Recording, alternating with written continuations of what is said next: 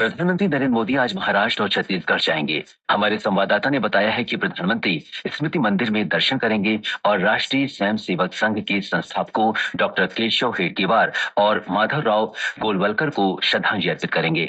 इसके बाद प्रधानमंत्री दोपहर लगभग 3:30 बजे छत्तीसगढ़ के बिलासपुर जाएंगे। श्री मोदी 33,700 करोड़ रुपए से अधिक की कई विकास परियोजनाएं राष्ट्र को समर्पित करेंगे। राष्ट्रपति द्रौपदी मुर्मू ने कल नई दिल्ली में एक राष्ट्रीय सम्मेलन पर्यावरण 2025 को संबोधित किया। राष्ट्रपति ने इस अवसर पर पर्यावरण के प्रति सचेत और संवेदनशील जीवन शैली अपनाने के महत्व को रेखांकित किया। राष्ट्रपति ने कहा कि आने वाली पीढ़ियों को स्वच्छ पर्यावरण उपलब्ध कराना हमारा नैतिक दायित्व है। आने वाली पीढ़ियों के लिए हम स्वच्छ पर्यावरण की विरासत प्रदान करें। इसके लिए हमें पर्यावरण के प्रति सचेत संवेदनशील जीवन शैली अपनानी होगी, ताकि पर्यावरण का संरक्षण तो हो ही, इसके अलावा उसका संवर्धन भी हो तथा पर्यावरण और अधिक जीवंत बन सके। केंद्रीय गृह मंत्री और भारतीय जनता पार्टी के वरिष्ठ नेता अमित शाह आज बिहार के पटना में राज्य स्तरीय सहकारिता सम्मेलन का उद्घाटन करेंगे। केंद्रीय सहकारिता मंत्री 800 करोड़ रुपए से अधिक के विभिन्न विकास कार्यक्रमों और परियोजनाओं का लोकार्पण और शिलान्यास भी करेंगे। गृह मंत्री आगामी बिहार विधानसभा चुनाव के लिए पटना में राष्ट्रीय जनतांत्रिक गठबंधन के नेताओं के साथ बैठक करेंगे। म्यांमार में 7.7 तीव्रता के शक्तिशाली भूकंप के बाद मृतकों की संख्या बढ़कर 1,644 हो गई है। देश की सैन्य सरकार ने कहा है कि घायलों की संख्या बढ़कर 3,408 हो गई है। 139 लोग अब भी लापता हैं। अधिकांश मृत्यु म्यांमार के दूसरे सबसे बड़े शहर मांडले में हुई है। विदेश मंत्रालय ने बताया है कि ऑपरेशन ब्रह्मा के तहत भारतीय वायुसेना के 5 विमान म्यांमार के यांगून और नेप्यूटो में उतारे गए हैं। 2 C-17 विमानों में 10 टन आपदा प्रबंधन सामग्री, 60 पैरामेडिकल एम्बुलेंस और राष्ट्रीय आपदा मोचन बल के कर्मी सवार थे। इससे पहले भारतीय वायुसेना के C-130J विमान से भूकंप प्रभावित म्यांमार के लिए लगभग 15 टन राहत सामग्री भेजी गई। हिंदू नववर्ष आज से शुरू हो रहा है। इसे नव संवत्सर भी कहा जाता है। ये चैत्र शुक्ल प्रतिपदा से आरंभ होता है।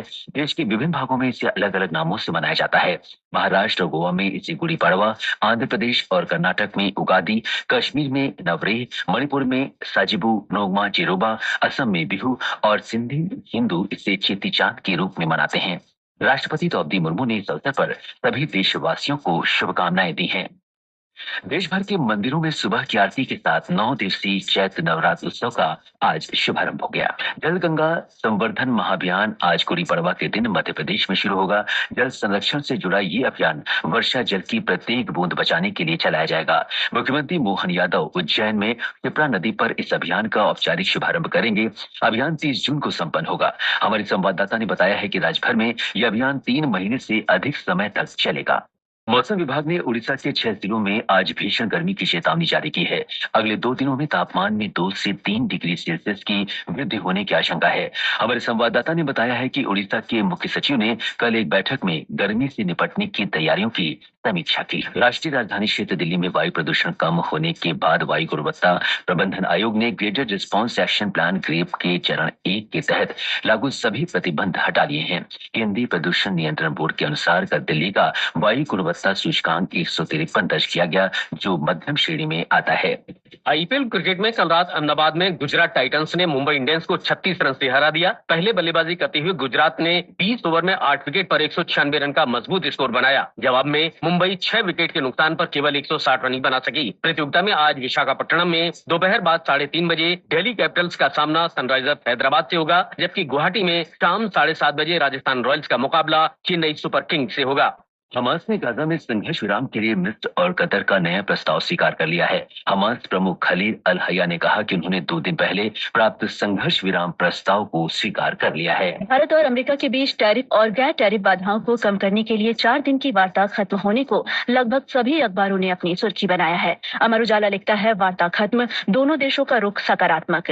पत्र ने अमेरिका के राष्ट्रपति डोनाल्ड ट्रंप के इस बयान को सुर्खी दी है। ट्रंप बोले, भारत के पास महान प्रधानमंत्री, मोदी बेहद बुद्धिमान, टैरिफ का सार्थक समाधान। उत्तर पश्चिम भारत के मैदानी इलाकों में ठंडी हवाएं चलने से मौसम में आए बदलाव को अमर उजाला ने सुर्खी दी है। ठंडी हवाओं से गर्मी में सर्दी का एहसास। राजस्थान पत्रिका ने आज से विक्रम संवत 2082 के शुरू होने को अपनी बैनर हेडलाइन बनाते हुए लिखा है, भारतीय संस्कृति और ज्ञान विरासत का उत्सव मनाने का दिन, आइए मनाएं धरती की खुशहाली का नववर्ष। भारत का सबसे प्राचीन संवत है विक्रम। हमारा कैलेंडर खगोलीय गणनाओं पर आधारित। पंजाब केसरी ने बड़ी उपलब्धि शीर्षक से सुर्खी दी है, भारतीय अंतरिक्ष अनुसंधान संगठन इसरो ने सेमी क्रायोजेनिक इंजन विकसित किया, सभी परीक्षण सफल रहे।